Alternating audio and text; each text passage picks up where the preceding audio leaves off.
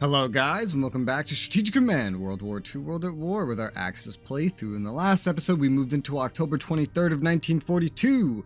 We went through Japan, finally getting to upgrading the Navy while doing some small movements and pushes in the direction of the enemy, though not a lot of fighting, because right now we're mostly dealing with weather, terrain, and movement, lacking any mobility upgrades, of course, which is being researched, albeit maybe a little bit late.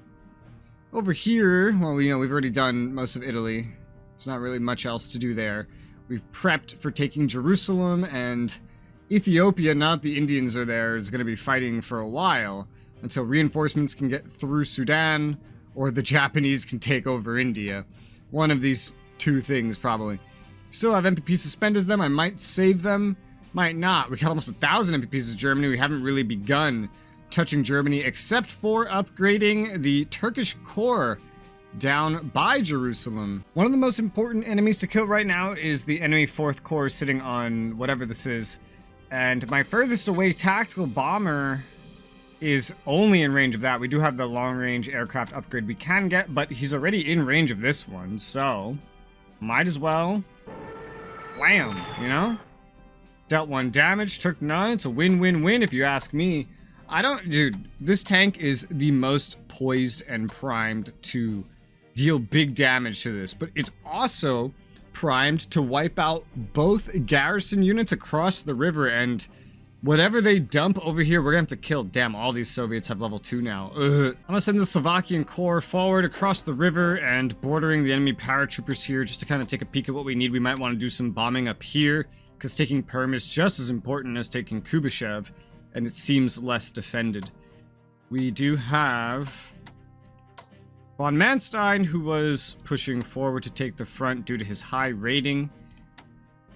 And honestly, I think we're gonna need him here more than around here at this point, because look at Perm is mostly undefended. They're putting everything they have around Kubyshev, meaning it might make more sense to take HQs and send them up if we have any extras, which we do. But for right now, von Kukler will do just fine at Kazan here, where supply will spread okay along the front. Not perfectly just yet, but enough to maybe pull off some kind of offensive. Maybe, I don't know, the mud is really slowing us down. And again, the winter's coming and our frontline units do not have mobility, although at this point in the war, I'm just looking at all of them and thinking, man, I really wish I had mobility, but there wasn't really ever a really good point to give that to them. They moved in an army onto Vologda here that was not there before. Well, there's no armies reaching the front line anytime too soon. Let's take the 8th Army here because we want it in range of this corps. Because again, wiping this corps out is very important with the current standards. Our next closest bomber, the Africa Tactical Bomber, is also not in range of these paratroopers, so we're going to use it to bomb the same enemy corps, dealing 2 damage this time, and still taking no damage. What does supply look like out in this field? Not the greatest. Better along the road. So we'll just move the planes down the road, get them a little bit closer with their remaining movement. I'll go ahead and attack with the 8th Army right now, dealing 3 damage as expected and taking none, and then we might have a chance to use both of our corps to wipe out the remaining enemy strength of their corps. Yep. We took 1 damage on each of the corps, unfortunately, but this was otherwise a success. This means we have a pretty good excuse to take the 4th Panzer tanks and just wipe out these enemy garrisons across the river, somehow taking damage from the garrisons, unfortunately. That can happen, though. And voila, we have wiped out 3 units. I'll take the prepared attack with this corps, even though we might lose one. This anti-tank is just going to be hard to uproot no matter what we do, so I figured we might as well just do this. Move the 4th Panzer tanks back because they need a chance to recover. What should we do? Well, we can move this corps forward to claim this. We can move this corps forward to claim this. Form a little front along the river.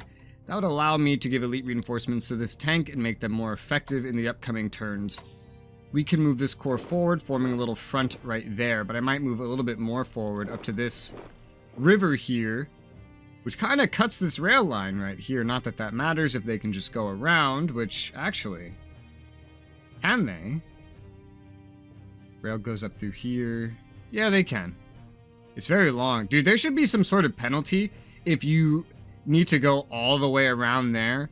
just to get over here. Like, it should cost more. They should make the charge per distance with operation, I feel like, not per unit. Our tactical bombers here will go ahead and bomb the enemy paratroopers up north, dealing no damage, taking none, but definitely, weakening them, all right. We'll take these tanks, and I'm gonna send them over to the other side, because we're gonna, in a way, blitz our way through here, is the way I see this going.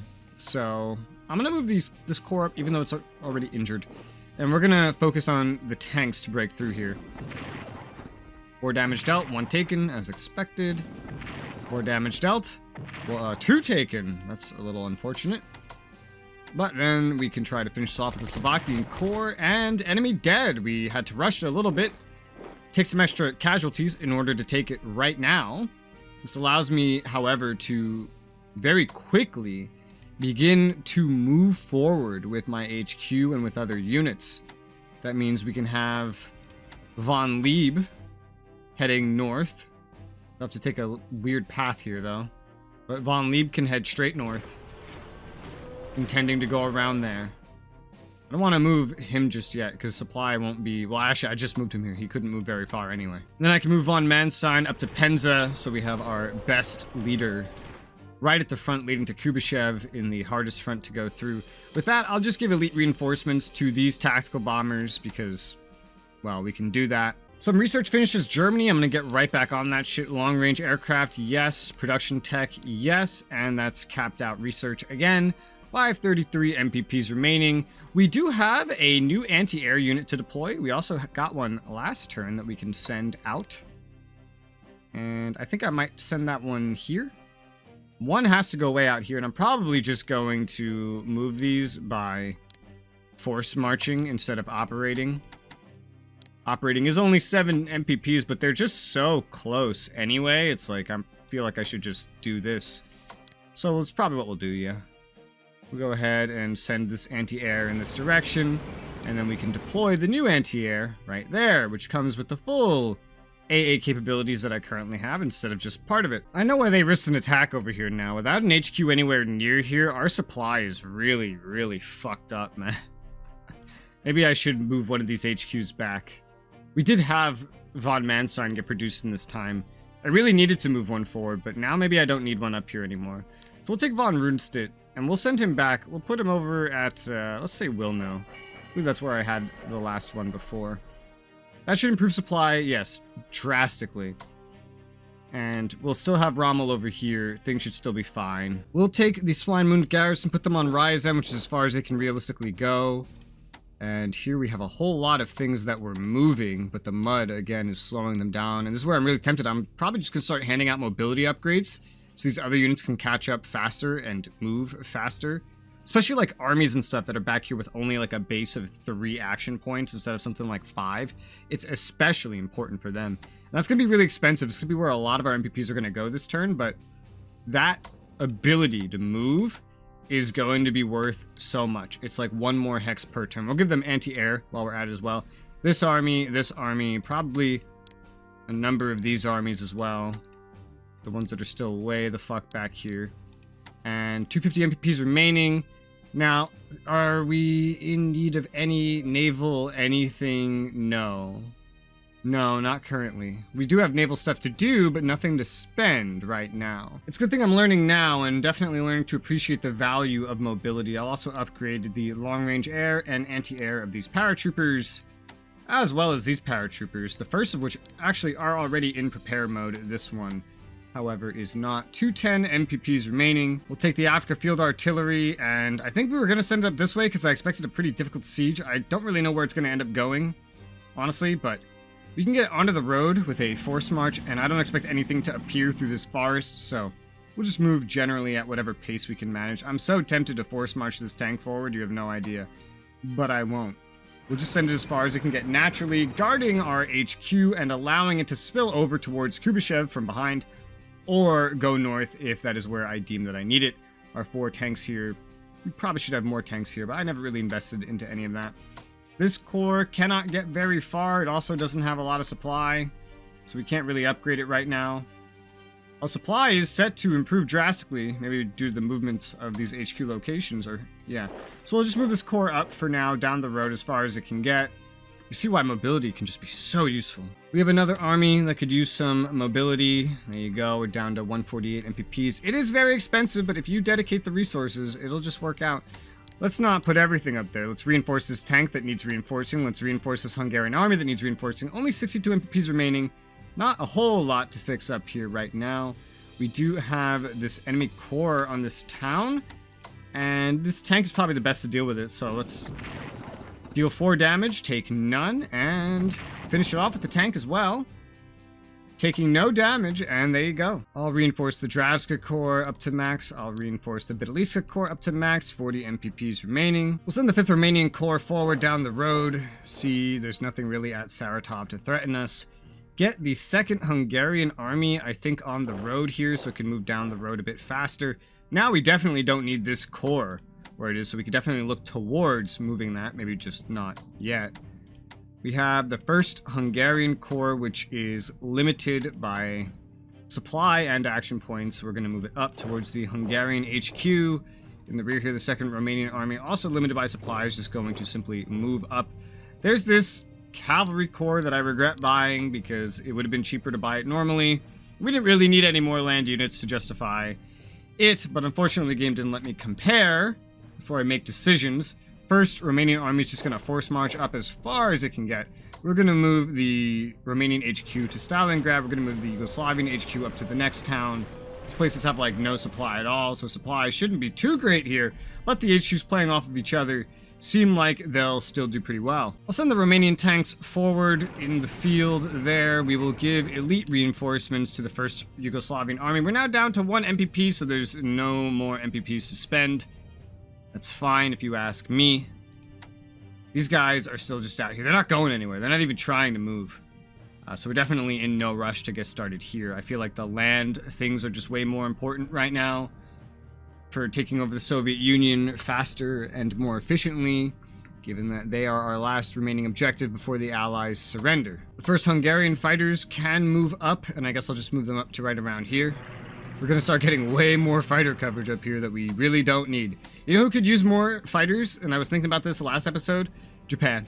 Japan could use some more fighters. So I was thinking about like Hawaii. Like, this is so undefended with like, what, just 2 cores? That's not defended. That's not a defense. What if they arrive with carriers? You at least need a fighter to fend that off. But if they arrive with carriers, they'd be so prepared. Would adding a fighter really change very much? Eh, probably not. With the ports here, this whole place is fairly defended up. You know what this really needs if you really want to hold it against a coordinated attack, which I'd expect more from a player than an AI? An HQ. You need to put an HQ on Honolulu, given how little supply every port generates. But again, I'm not thinking the war really is going to go like that, so I don't care to put that amount of effort in. And then so that they have enough supply to upgrade, we're just going to start piling up Yugoslavians just in this area, kind of fittingly around here, where they'll have the capacity to do upgrades if they so choose. So something like that might be good. I want to leave the road at least kind of open to anybody else that might want to come up, so I'll leave that little hex empty for now. The Romanian fighters are doing well. They can move up a little bit. The Romanian fighters to right there. Now they're in a nice little line with the Hungarian Turkish fighters, while the Germans handle their own stuff. I did plan to operate the Turks forward, but I still think the mobility upgrades that I chose to do instead were way more worth it. The German units getting mobility to help them push faster on Perm, while the mud's kicking in, we're going into the winter, and then there's going to be more mud, you know? So I feel like that's probably a better idea. Therefore, we could just go ahead and start force marching the Turkish units. I don't really have any more upgrades to do. Oh, they could get anti-air, but it's not really that big of a deal. The supply is going to limit further force marching after a point, I am aware. And then, have we moved up anywhere that would require a new garrison? No, I pre-placed garrisons everywhere that I thought I would need them. I think that judgment was pretty sound. I'm going to move the Africa Corps back up here. They're doing a lot of going around. Force march the Africa anti-tank up here. Good luck, heavy tanks at Gorky, dealing with that. I don't think you'll find it to be all that exciting. Honestly, I think I'll just swap these in, the core. And they can retain a little bit of entrenchment and get the recon getting ready to just kind of head south and around, because the idea of rushing up here is not really going to happen now that they're rushing entire armies as a defense. A simple core to hold the line for right now would be more than sufficient. This one, this core right here. What is supply over here? It's not great, but they can at least move up, kind of push our territory a little bit more in this direction as they move in the direction of the actual fighting. Now let's take the U-30 sub, put it on hunt, and I don't even know if we're gonna be able to get it out of here, but I'll try. Yeah, no. Oh, we ran into this one. Oh my. Okay, that's funny. Well, let's take the Admiral Graf and attack the enemy destroyer, wiping it the fuck out. Taking 1 damage, unfortunately, but totally fucking worth if you ask me. Head straight down south, marking the way as being clear, motherfucker, for the Deutschland heavy cruiser to come up and ban. Oh, you bitch. I was getting all hyped up and everything. Ah, we have a destroyer that could maybe teach it a lesson. Or a submarine. We could try to kill it with a submarine, yes. Because that's the best thing we have to do right now. This submarine was already going north and up and around because I wanted it to just go get upgrades and reinforcements over here because we were kind of overwhelmed down here. I'm basically just going to do that still. We're going to go this way so we can still do some raiding. Come across here. Go down here. Go down here. I don't know what happened to this sub, the Soviet destroyer up here. I didn't see it move through here, so I don't think it actually went through here. I could do a little bit of scouting.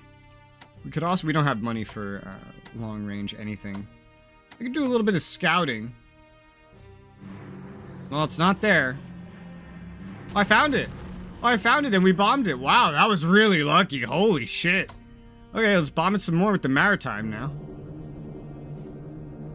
Come on. Come on. What? The recon medium bomber dealt 3 damage with the maritime bomber with 2 bombing attempts did none.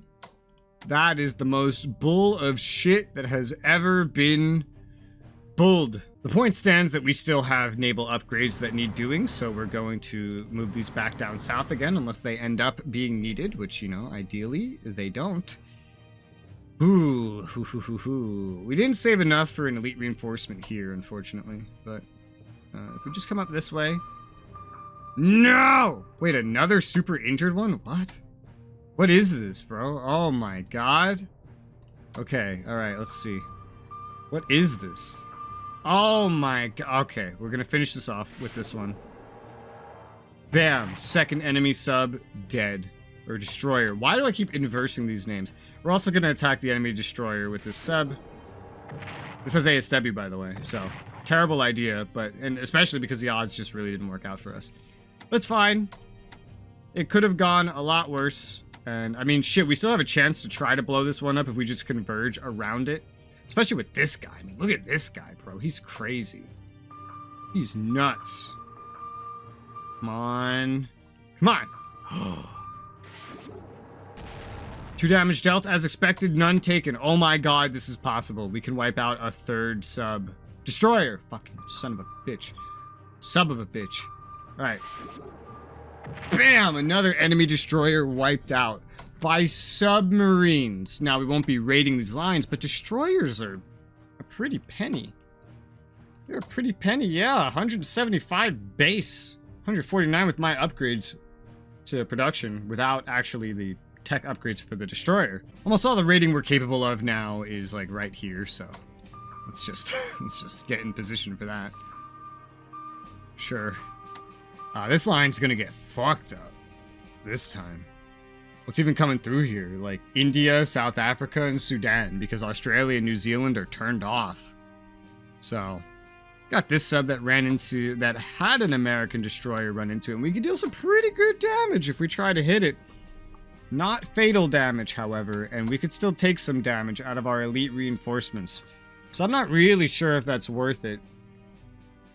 4-to-1 odds, though.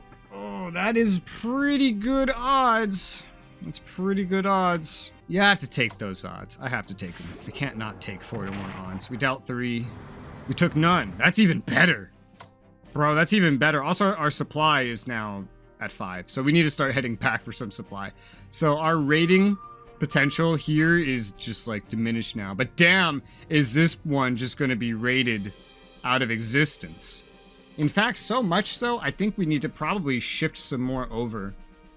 So we're going to do that. This one I want to be somewhere where it can recover actually a little bit easier. You go down there. You go down here.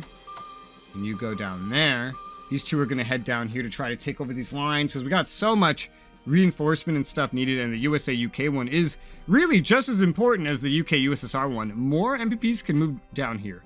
More are able to move down here, but this is still really important. Since we have so much raiding that's going to happen here this turn, I'm going to send this Italian Axum sub to Brest, where it can get its elite reinforcement that it doesn't really need, but it can get it. Because we'll have MPPs to do so. So we might as well do so. You know, I'll actually take the Egyptian Legion garrison, and we're not going to keep it in Egypt. We're going to start sending it this way to sit in Amman here of... What is this? Jordan. Transjordan, since Germany took that over. Let the Germans take care of it. We have garrisons over here that can serve this purpose. We can move the one in Benghazi, for example, over to Cairo, and then move this one over to Jerusalem so that the Italians can hold this. Because I'm just going to give this to Italy. They could use any MPPs they could get, quite frankly. And then some other units, like a corps or so, could easily transfer to go anywhere else that they're needed. There's also a garrison here at Tripoli. You know, we might shift this garrison towards Sudan for when they take that over. That might be smart. And shift some corps westwards instead. And that's definitely something we could look at getting ready for them right now. Because again, look at these fucking Italian corps here that are just not necessary. However, we would want garrisons to replace them. And we kind of already have those with like Genoa and Milan. Those don't need to be there. One at Caligari, honestly, that one should probably just be a corps if it was actually considered important. It just spawned there, so I didn't see a reason to get rid of it. Yeah, you know what? With a potential Operation Torch incoming, getting more corps and stuff down here is probably more prudent than the naval weaponry. Like, naval weaponry is still very important, mind you, but naval weaponry isn't going to be the most important thing for defending up here if it comes down to it. More infantry will be. Because everything that the enemy tries to embark and land, that's a lot of MPPs. If you can hold it back, if you can hurt it, kill it, that's a really big deal. And we don't have anybody placed to take care of that at all. We don't have a single anything placed up front, even defensively. Just garrisons that are left over. So we're gonna force march these garrisons pretty much as far east as they can get. This core here won't be necessary here really very long anymore. Now that we're moving on Siwa Oasis, it could still be, but we'll just leave the garrison there. So I'll force march this core towards whatever the hell that is. Force march this garrison there. This one will keep going that way. There's no rail here, so it has to be just normal movement. Once Siwa Oasis is taken care of as well, we can also send one of the HQs over here. In case, you know, it comes down to Operation Torch, which would be not too fast, given the situation of everything here right now. But it doesn't have to be too slow either. There's also the Messy HQ could be sent, but it's not right now placed anywhere where it could set off. You know, it might actually be faster to just come up here and transport this HQ here instead of operating, or you can't really force march on an HQ. But for right now, it's needed to push supply towards Siwa Oasis. That's my #1 priority right now. Operation Torch should be happening roughly any time now. So theoretically, there could be a bunch of stuff down here that I just don't know about. Let's take this core right here. We're going to transport it, 21 MPPs. I don't know why it went there instead of here, but okay. And we will send it across the Mediterranean in a safer way than that. And land right at Tripoli. It'll get upgrades next chance it gets, not right now. Operate the core, or the garrison on Milan to Kalamata. And 75 MPPs remaining. Yeah, we'll just focus this stuff. We'll upgrade this core right now with infantry weapons level WW2, that's the Albanian Corps. Might be heading somewhere that's not Albania. And with that, we have our entire turn, so let's go ahead and hit end turn. German monsoon boat arrives in Penang. There you go, we're gonna have to reinforce that, but this came with upgrades. 221 group forms in India. Yeah, India's getting ready for more of a fight. Quit India movement causes unrest. Hell yeah, good, good. Disrupting shipping, yep, expected. Disrupt Allied raiders, disrupt Burma, Japan convoys. Ooh, they're back. Okay. Burma, Japan. Burma, Japan. Oh, that might be way to the west then. Ground attack weapons level 3 for Germany, that's hot. Command and control level 2 for Italy, that's really useful. And advanced fighters for Japan, nice. We could use more fighters, but... Progress and mobility, we needed that, like, last year. Damn, they took all 11 MPPs from Burma, how dare. We also have, I saw... It's not going yet, but Malaya has a convoy going up to Japan as well now. That should hopefully be worth something. This was Supreme Ruler, I could build all the rubber down there. Reinforcing their anti-tank on the front. Honestly expected. What?